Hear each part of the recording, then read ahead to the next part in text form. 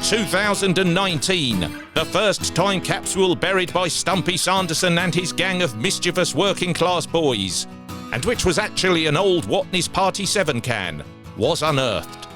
Then in 2023, the second time capsule, which was an old Courage Jackpot Bitter Party can, was discovered. And now, Whistling 5 Anarchic Productions, in conjunction with the 1970s Cigarette Appreciation Club and Puffer Patterson's Benevolent Fund for Aging Thespians, proudly presents Series 2 of Stumpy Sanderson's 1970s stories, and the 22 stories found in that second time capsule. As narrated by Andrew Brammer. Bonjour, bon après-midi, et bonsoir. The story you are about to hear is narrated in the first person, because I, just like Stumpy, witnessed firsthand the momentous events which it describes.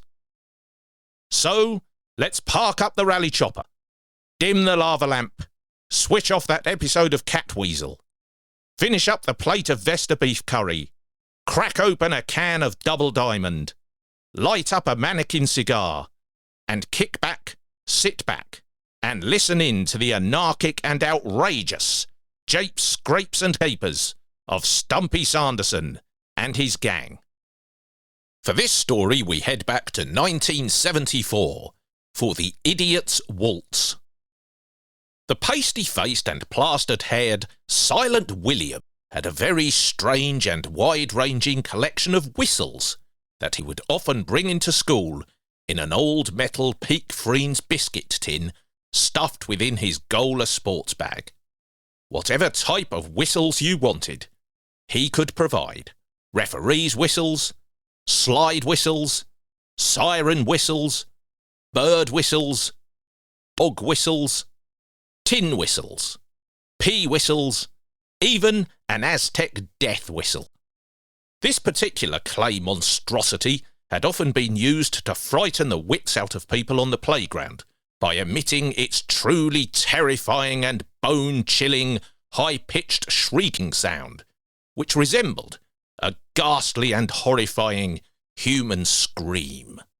And one Tuesday morning, our school's most notorious grinning idiots, Smiler Morton, the boy with that never-ending crescent-shaped smile set within a small moon of a face that was complemented by UFO-shaped eyes and topped off with shrub-like hair, and Gorper Alsop, his loose-limbed lout of a partner in crime, with hair like a bag of worms, and a jaw that seemed as if it was weighed down with a magnet, got a chance to use a couple of the slide whistles from this bizarre collection when we were all sitting in Mr. Cardew's music lesson, for which Smiler and Gorper had conveniently and deliberately forgotten to bring their recorders. Now, normally, if you had forgotten your recorders, you had to go and borrow one from the box of spare instruments that Mr. Cardew kept at the front of the classroom. But the downside to this downright unhygienic practice was that you were obviously having to blow on an instrument that goodness knows who else had also used at some point.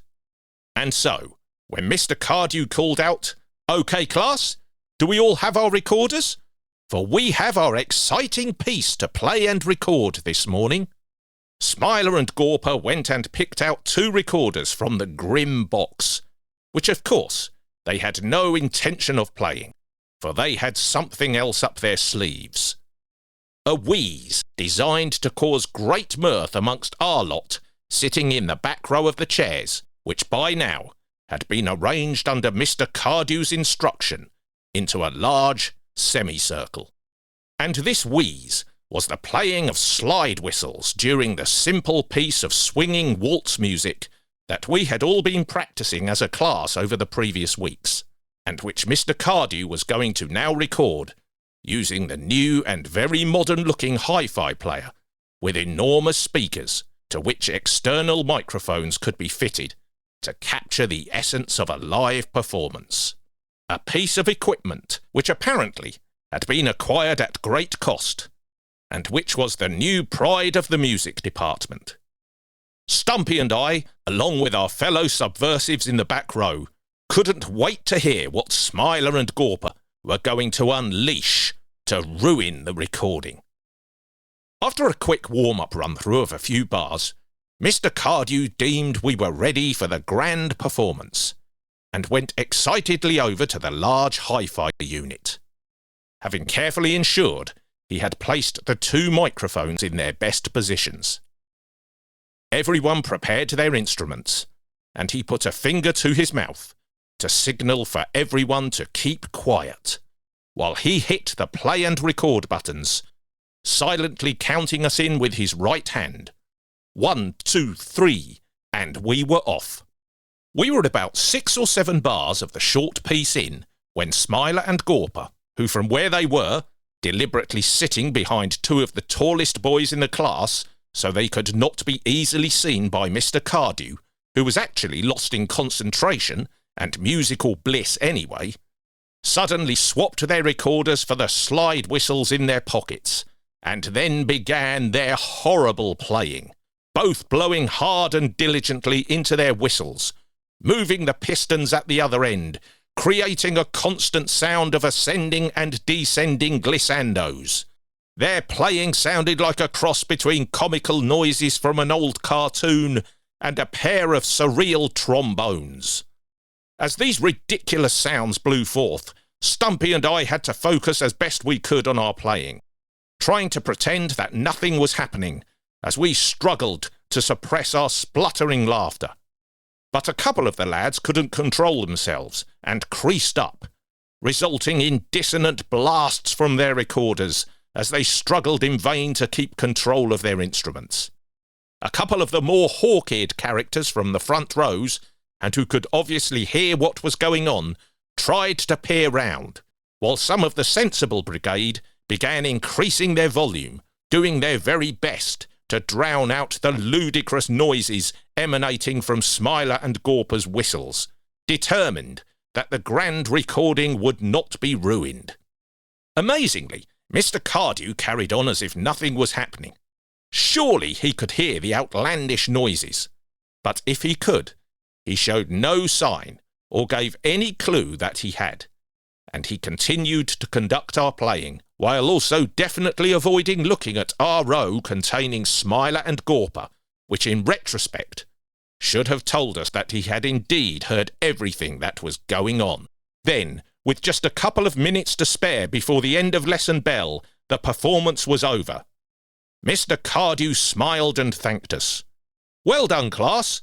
We'll listen to the recording during the next lesson." And that, we thought, was that. And we spent the next week eagerly and excitedly looking forward to hearing the recording of Smiler and Gorper's ruination of the swinging waltz.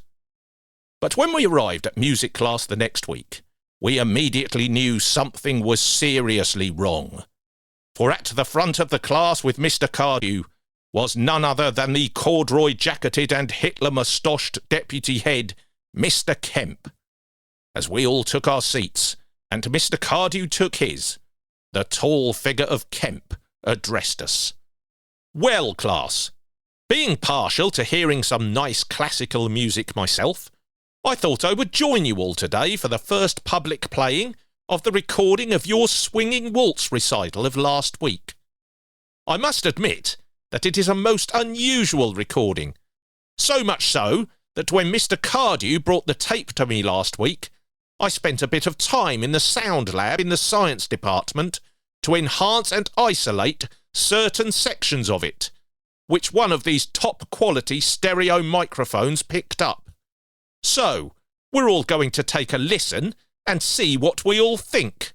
This was sounding ominous, and as our lot all nervously looked at one another, Kemp then dropped the bombshell. "And Morton and Alsop, I'd like you both to take a particular listen to the flow and playing of the piece from about 10 bars in. In fact, you can both come out here to the front to take a listen," he said with a sadistic smile. "Come on, out here now. I haven't got all day." As Smiler and Gawper walked to the front, Smiler, as usual, was grinning widely with that never-ending smile, and Gawper's jaw was dropping and drooping even more than normal. Kemp moved to the controls of the hi-fi, cranked up the volume to 10, so that even at the back of the class we could hear the very loud hissing and crackling from the speakers, took hold of Smiler and Gawper by an ear each, and then, with inhuman glee, said, "Listen to the idiot's waltz." Kemp hit play, and then the music blared out, starting at bar 10, which he had already wound the tape onto, and the awful piercing and shrill cacophony of slide whistles blared and piped from the speakers. The sound was terrible, piercing like daggers into our skulls, and as everyone in the class put their hands over their ears, desperately trying to block out the dreadful ear-splitting sound of the slide whistles, Smiler and Gawper were blasted with the full high-pitched force of their punishment. Apart from a couple of days of constant ringing in their ears, Smiler and Gawper remained completely unaltered by this terrible punishment, and it had no effect whatsoever on their continuing careers as clowns and idiots. Indeed, many of those who had witnessed the events that took place in that music class came to the conclusion that it was because Smiler and Gawper's brain structures and thought patterns worked differently to most other boys, that even the appalling volume that they had been subjected to had not really been able to get through to their jokers' psyches.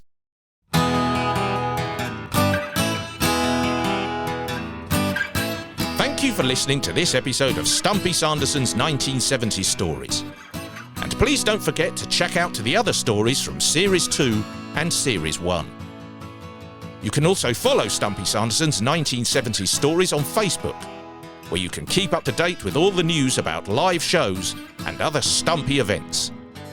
There's also the website, www.stumpysanderson.co.uk, and the Stumpy Sanderson's 1970s Stories YouTube channel. And you can get in touch with me at andrew@stumpysanderson.co.uk. Until the next story, au revoir et bon nuit, and keep grooving. Yeah. This podcast has been recorded using a DIY punk rock philosophy. Yeah.